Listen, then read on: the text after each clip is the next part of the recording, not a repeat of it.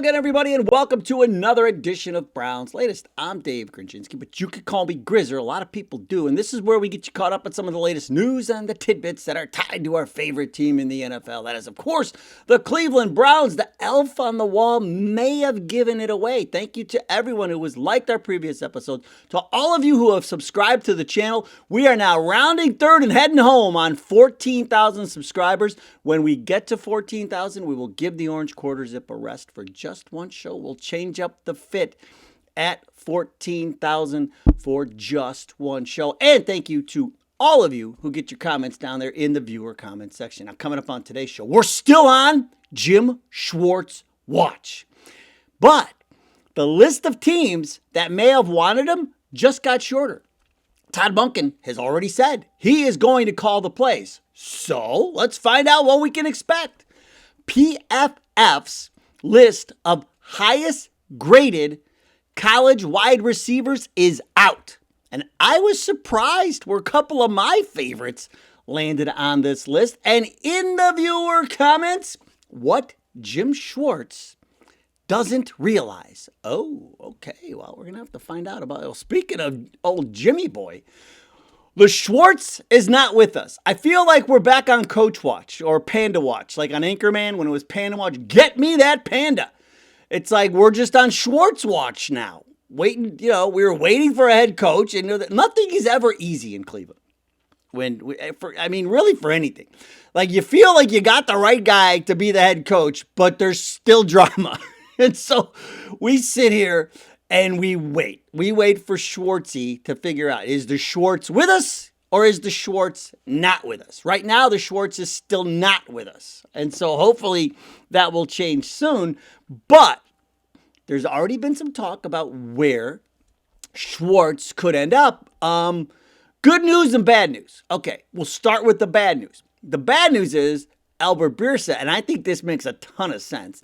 Albert Breer says, if he's not back in Cleveland, I wouldn't be surprised to see Clint Kubiak make a run at landing at him. Now, this is the Las Vegas Raiders. Kubiak will be coaching in the Super Bowl on Sunday, and as soon as he's done, he takes over the Raiders. He'll be their head coach. And the thing is this, the Raiders defense, not that good last year. They were 14th in the NFL in yards allowed at 318 yards a game, 14th in passing yards allowed, 201 a game, and 17th in rushing yards allowed per game at 116. So they're mid. That defense was mid. So they've got Genty and they got Mendoza coming in with Kubiak, this offensive mind. So they feel like they're going to make some strides on the offensive side. They would also like to make some strides on the defensive side of the ball as well. So to me, the Raiders, Kubiak, yes, that sort of makes sense. But if he went there, Schwartzy, we would get draft compensation. Probably around a third-round pick, somewhere in there, if he went.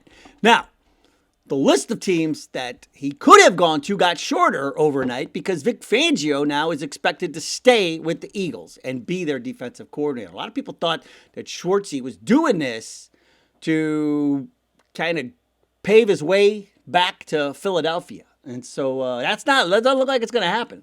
So a lot of people are interested in Schwartz. I bet you there's some of these teams that went out and got their DCs, a week or two ago that are like, man, wish we'd have known this was going to happen. Because the Browns, say what you want, man. We've had the top four defense. We've got a top four defense twice in the last 4 years. That's crazy, man. First in 2023 and then fourth in 2025. So Schwartzy gets everything he can out of his defense. And so we would like the Schwartz to be with us. I just don't know if they're coming back from this. That's the thing, man. After hearing what Monken talked to him on Monday and then what Monken said on Tuesday, it doesn't seem like this is far from a match made in heaven. And so I think we will be, I don't know, man. I think we're going down the road of life without Schwartz, which is unfortunate, but we'll see. Like I said yesterday, I think the last gasp effort is you throw the players at them and you have them go to them and you have an intervention and see what happens. So we'll see what happens. I think we'll give this to, if it's not sorted out by the end of next week, then we're going to have to move on something, because now you're starting to get up against the combine and some other things. So you're going to need to make a move, not soon, but relatively soon, on Jim Schwartz. But the good news is, one less team on the list of teams that could pursue him. Right now, it seems like the list is the Raiders, which helps us out. Okay, now, kind of lost in the midst of everything else that was going on was Todd Monken slipping in, although it wasn't, we all assumed that he would be calling plays, but he slipped it in there at the press conference that he would be calling plays. And so, haven't really talked about it that much because there's so many other things going on. And so I was like, all right, so Monken's going to call the plays. So what could we expect? Let's find out. Well, did a little digging, and I found that he basically builds his play calling on 6 core pillars. They're called Monken's 6 core pillars of play calling. I like the alliteration. I like the pillars of play calling. I like that. I like when we can, especially when you can get 3 of them together, you know, like the Profruits, play calling pillars or something like that. I don't know, whatever. But I just like the alliteration. But play calling pillars are what Monken likes to call them. And here they are. His play calling pillars are: avoid turnovers, be explosive, score in the red zone, convert third downs, eliminate negative plays / lost yardage, and use an athletic quarterback who can extend plays off schedule. We have one of those. The biggest things that his offenses are known for is staying ahead of the chains, which is good, and they do limit the negatives. Like if the Baltimore, if you look back at Baltimore's offense over the past few years, they limit the negatives, and they do create space. I just pictured Isaiah Bond playing the role of Zay Flowers. How many times you see Zay Flowers, man, just gets lost in space, and Lamar would find him, and then Flowers is just running all over people. And so I fully expect that from Bond. Bond is somebody that I left off my list of core young players that, remember Barry said that we have this core group of young players, and I said Shador and Sampson and Judkins and Fannin. Well, I would throw Bond in there as well. So think about this offense already. You've already got, this is what you're starting with. You've got to basically fill 7 spots. Judy's still there. I mean, I think having Monken and his play calling ability, his understanding of how an offense is supposed to look, basically the opposite of Kevin Stefanski, I think that should help him refocus. I'm not saying he's wide receiver 1, but I feel like he could have a bounce back year. We're going to draft wide receiver 1, but I like the pillars. I like the play calling pillars, and so this is where he lives. Now, he has been criticized over the years for, doing things like being stubborn and maybe getting away from the run a little too early and not sticking with it. But I think you could criticize every play caller for that. Our old play caller, Kevin Stefanski, would just never run the ball. So we didn't really ever get away from it. We just never did it. So we never really complained about that. So, but we've got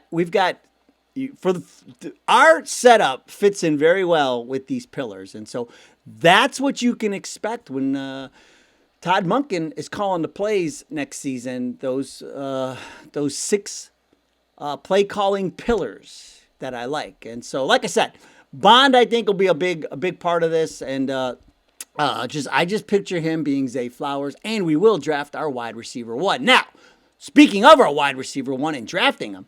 This PFF list of wide receiver ranking, they ranked all the wide receivers from college, and it came out.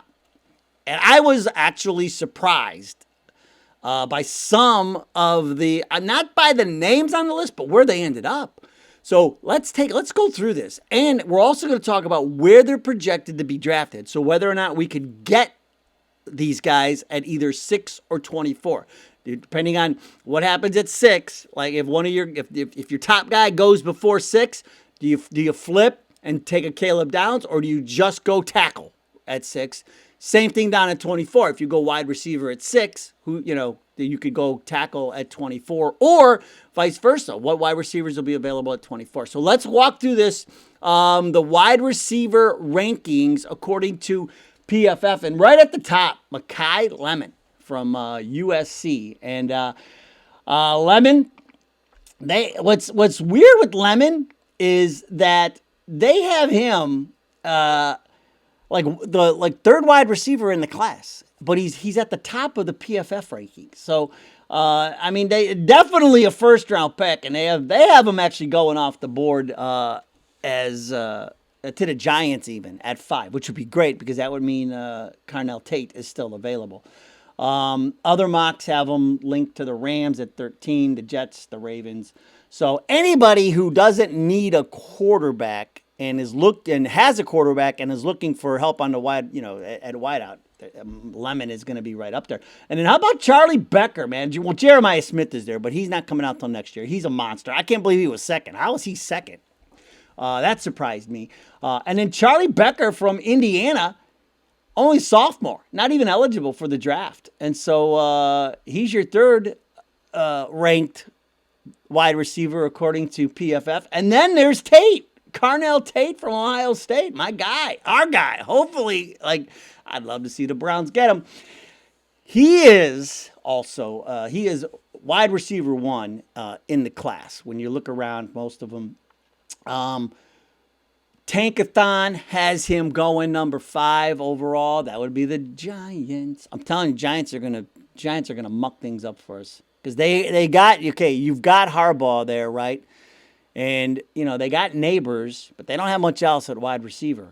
So I guess they could take offensive line, but I don't know, man. That's gonna be the tricky one. So Mel Kiper has him as the top wide receiver overall, Carnell Tate.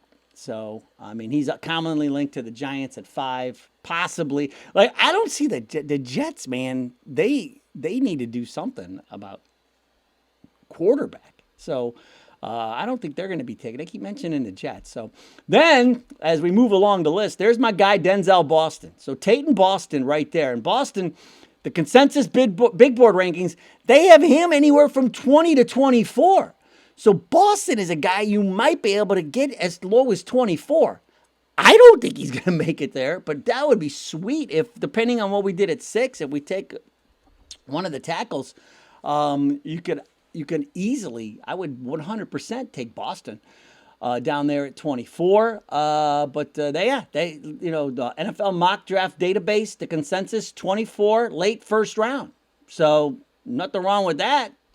Nothing wrong with that at all. And so, even like some people have them even going to Pittsburgh or something like that to offset, to complement DK Metcalf. Who knows what, if that even happens. But moving down the list, Malachi Toney, the Miami, Florida wide receiver, is not even eligible. So he still needs to stay in school, but he makes the list at 6. And then you got Omar Cooper Jr. and Elijah Surratt from Indiana. Surratt, I like. I like Surratt. I don't mind Surratt. But they've got. Let's see here. They've got Cooper and Surratt kind of paired together, and Cooper they're calling a mid to late day 2 pick, so late second or third round. And Surratt, solid day 2 lock, second to early third round. So, man, if you could get Surratt in the second, if you went tackle or offensive line, and then come around and could still get somebody like Surratt. I like that Surratt, man. He reminds me of a little version of Mike Evans, man. That dude just catches everything. And then there's Duff. He's not eligible, not old enough. And then there's our guy. There's Jordan Tyson, who I have no interest in drafting. He is hurt too much. But, man, what's crazy is the big board rankings frequently have him in the top 10 overall, man. Tankathon has him 10. Mel Kiper Jr. has him 7. Field Yates has him 8. And they have them either going to us or the Jets at 16. Sometimes the Giants at 5. The Titans maybe. Like PFF, they mock him high, but some project him as a wide receiver 1. ahead of Tate and Makai Lemon, and I just would not. I would not take that chance on a guy who gets hurt so much. And so, when you look at this list, like, I love Tate, I love Boston. I would love a Surratt in the second round. Nothing wrong with that. So that's what I'm saying. So in these first few rounds, Andrew Berry can't screw this up. I mean, you just can't, because you target the wide receivers you want, and then if they're not there, go linemen, because there are going to be plenty of those that are there. And we'll look a little closer at the linemen, and we'll do this periodically. I don't do mock drafts. I think mock drafts are ridiculous, but I do like to see like where people are ranked and what happened on the field and how it translates against the other people that they're up against as far as being drafted. Because to me, mock drafts, man, that's just, I don't get it, because people do these mock drafts and mock drafts and mock drafts, and and then draft day comes and the whole thing, like last year, like oh, Shador's gonna go first, Shador's gonna go second, oh the Browns are there, and then the Browns trade back to 5 and Shador goes in the fair, like the whole thing blows up. Like, mock drafts to me are ridiculous. So I don't do mock drafts, but I like to see, I like stuff like this to give us an idea of who we have a shot at, where they're projecting them to go, the area. I'm fine with the area, but also where they stack up against their competition. So also stacking up against the competition every single day, of course, is the viewer comments. And we'll start today with Blue Man Rule. Haven't heard from Blue Man Rule in a while. Blue Man Rule says, hey, Grizzer, I'm willing to give Monken a chance. Perhaps he can prove me wrong and fix the tendency shown in Baltimore. I really hope he builds off this young core. That's the plan, Blue Man. We heard Andrew Berry talk about it. They're going to pour a ton into this offense. They will be drafting wide receivers, some of the guys that we just mentioned. They will be drafting offensive linemen, which we'll be looking at as we move along. We have cap space. They're going to add. They could sign a lineman or two. I think Lindenbaugh is in play from Baltimore for us.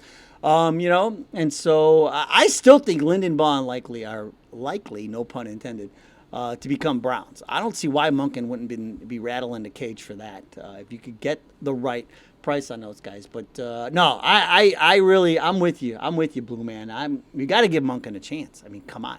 I just kept saying anybody but Stefanski to coach this team and run this offense. I got my wish, and we got a good one. So let's go. Now, we move on with a name that's not easy to pronounce, but I think it's Elucidate C. Marie. We're going to go with that. I'm going to shorten it to C. Marie. C. Marie says, Grizzer, your glass half full perspective is truly refreshing. Thank you. My take about Jim and Dylan, however, is more glass half empty. Whoa! I am concerned about the possible toxicity that a disgruntled Jim and a dumped, no longer the starter Dylan might bring to the leadership and the quarterback room, respectively. Perhaps they should seek opportunities elsewhere. The team needs to be more positive going forward. And I agree. There is that. I think you could have that. The thing with Gabriel is this. He's on a rookie contract, which makes him cheap. So it doesn't cost you a lot to keep him around. Now, what stinks is because they took him in the 3rd round, he cost you more than Shedeur Sanders does. But if they can get a draft pick for him, I think they will move him, because I think there is that. The other side of it is he's just not that good. He's not going to help your team that much. That's the problem. And so it's a hard sell to other teams. It's like, hey, you want an undersized left-handed quarterback who can only throw 4-yard passes? We got one of those. Can you give us a 3rd-round pick for him? People are going to say, no. You got a better chance of getting a 3rd-round pick for Jim Schwartz than you do Dylan Gabriel. So, but I'm with you. And if you would think Dylan Gabriel would take the high road and be professional, that's what I would expect from anybody. But we'll see. But I do think that's why I'm like, I would like to see even like a Mitch Trubisky, somebody like that with Cleveland ties you can bring here, or like I said, draft a Drew Aller or something in like the 5th or 6th round and let him play behind Shedeur and learn behind Shedeur. So there's that option too. But if you want to get rid of Gabriel, you're going to have to bring somebody in here, and so and if you want to go the cheaper route, the cheapest route is drafting a quarterback and give them the rookie contract. That is your least expensive route if you want to go that way, C. Marie. So we'll see how it all plays out. Angelo Loria 7781 says, does Schwartz realize, this is what we teased at the top, does Schwartz realize that no other NFL team offered him a head coach position, not just the Browns? He wasn't even on the interview list for some of the openings. I think his past failure in Detroit weighs heavily on his ego, and he saw the Browns head coaching job as a possibility, as his only chance to rectify it. His reaction is it making him more attractive as a future candidate. That last line is what resonated with me, because yes, if you are, a team, and say next year you are looking for a head coach, I mean, this is not a good look for Jim Schwartz. And I don't know if he was like looking at the Browns opportunity as the only way to rectify what happened in Detroit. Everybody, like we've been talking about all along throughout the process, guys who have had head coaching positions before, and then, maybe didn't do so well, and then they get a second shot at it because they've made their mistakes over there, and they want a second chance to prove to everybody they learn from their mistakes, and they're moving on. You even heard Monken allude to that. Just, yes, this is his first time being a head coach, but he talked about how he's learned from his past mistakes as offensive coordinator, and how, and that's how I think he's able to adapt each year to what's in front of him, and take his quarterback and play to his strengths and things like that, because he's probably tried things in the past that didn't work. And so it's a combination of everything that he has done successfully, but also a combination of eliminating the things that weren't so successful. So that's how it goes. But yeah, I'm with you, Angelo. Like this is not a good look for Schwartz, in my opinion. I think this is backfiring on him a little bit. And I think that's why I think it's going to be all hands on deck, like Tuesday after all the players, give them Monday to get back here from San Francisco if they all stay for the game, Ward and Garrett and everybody. Get Delpit in here, rally the troops, man. Get them in here. An intervention with Jim Schwartz as your last-ditch effort to try and get him to come to his senses and coach one of the most talented defenses in the league. I mean, who would want to sign up for that? I mean, I get it, your feelings are hurt, but dude, you still got a good thing going here, and you're probably going to get a pay raise to go along with it, man. It's not such a bad deal. And the players and the fans, everybody loves you. Everybody wants you to stay. You're wanted. We don't care that you're not the head coach. We love that you're our defensive coordinator. You're practically the head coach. The way we look at it, you're like head coach 1A. Like, we love you, Jim. Please work this out if you can. It would be great to keep the band together. It would be awesome. Tim Grigsby -Z3B says, good morning. I was wondering why you want so many Baltimore Ravens coaches when they were crappy last year. Don't get me wrong. I think Todd Monken is a good coach, but we don't need all the Baltimore Ravens coaches. We do need to keep Jim Schwartz, hopefully. Okay, now, it's not that I want all the Baltimore Ravens coaches. I don't want the Baltimore Ravens coaches. I want the coaches that are best for the job. But what happens in the NFL is when whoever's named the head coach, they go and get guys who they're comfortable with. Now, in this case, I don't mind all these Baltimore Ravens coaches coming over here because of what I explained before. I mean, their offense, that's a pretty good offense. And he's lining up all the guys, all the same coaches he had over there, he's bringing over here. That's not such a bad thing. Now, if their offense wasn't horrible, I don't know what do you mean when they were crappy. That was 1 year. And they had a lot of injuries. We talked about it. The guard play was horrible. Lamar Jackson was hurt for 4 games. We talked about all these things, Tim.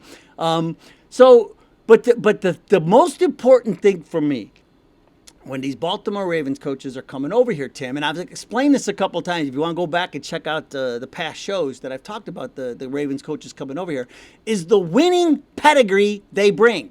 I even said it the day I talked about this. I said, it kills me to say this, but Baltimore, you have to consider them a winning organization. They are a winning organization.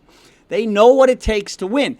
And you need people like that who have that pedigree to come in here and start changing the vibe over here, especially on the offensive side, because our offense has been so bad under Kevin Stefanski. And so that's why. Did you see my guy T. Martin? He's on the beach now, too. They let him go. We got our offensive coordinator, of course, from Baltimore.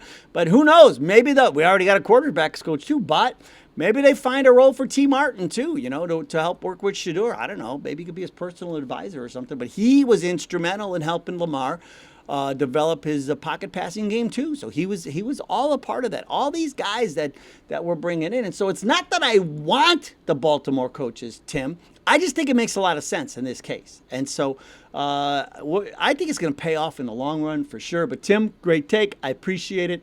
Thank you so much. Troy Essinger, 4127 says, I'm excited about the new stadium. We'll end up going to a game. Go Browns. Yeah, the new stadium is going to be awesome. It's going to transform that entire area out there. They will be breaking ground on March 2nd for the new stadium. In case you missed that, we talked about it yesterday. So the new stadium is coming. They hope to have it ready to go for the season of the opening day of 2029. So we'll see. And we will end today. We got to come back to Ivy League Mac. We've got an explanation. This is like final take, and then the next day, refollow up on the take from the day before. Because remember, we had the whole Leon DeBarber thing earlier this week. Now we got the Ivy League Mac thing. Because remember, I said Ivy League Mac. Is that Matrick Mac's brother? Is he related to, or is it Andrew Barry's burner? Ivy League guy? Like what's going on? And Ivy League Mac came in. He says, Dave, thanks for reading my take. You're very welcome, Ivy League Mac. No Harvard. He didn't go to Harvard, so it's not the Barry Burner. But he says he is a UPenn man. 2 times, double Ivy, go Browns. All right, you talk about smart. That's a smart guy. Now, here's a funny story. Here's the closest I've ever come to going to an Ivy League school. When I was in high school, I was recruited by Harvard to go play football at Harvard. And I got a letter from them that said, hey, we want you to come play football for us. Because I had good grades, whatever. And when one of our linebackers found out, this is one of the guy I went to high school with, our linebacker found out that I got a letter from Harvard. He couldn't believe it. He didn't believe it. He's like, are you serious? You got and I said, yeah. And he goes, can I see it? And so I brought it to school and I showed it to him. And he wanted to buy it off me. He wanted to give me $5 for it. And I said, no, I'm not selling you my letter from Harvard. And so, yeah. So I also got a letter from Dartmouth. I did get a letter from Dartmouth as well. But I ended up going to play baseball in college. And I would have played football, but my shoulders were, they're still not, they're still a little, So, but that's as close as I came to going to an Ivy League school. I got a letter from Harvard and I got a letter from Dartmouth. So there we go. Every time I always think about that. I did know a guy I played with went to Brown. And played. But he ended up, his career got cut short. He got hurt. So, but all right, that's as close. That's my Ivy League story for you. All right, that's going to do it. We're on Schwartz Watch. We're on Schwartz Watch. That's hard to say. Schwartz Watch. Schwartz Watch. We're on Schwartz Watch. We will be on Schwartz Watch until Schwartz Watch is over. So hopefully they get this all worked out. I don't think it's going to be this week. I think it will be next week. I'll be happy if it's this week. But I think it'll be next week. All right, that'll do it for today's show. Go Browns! We will see you next time.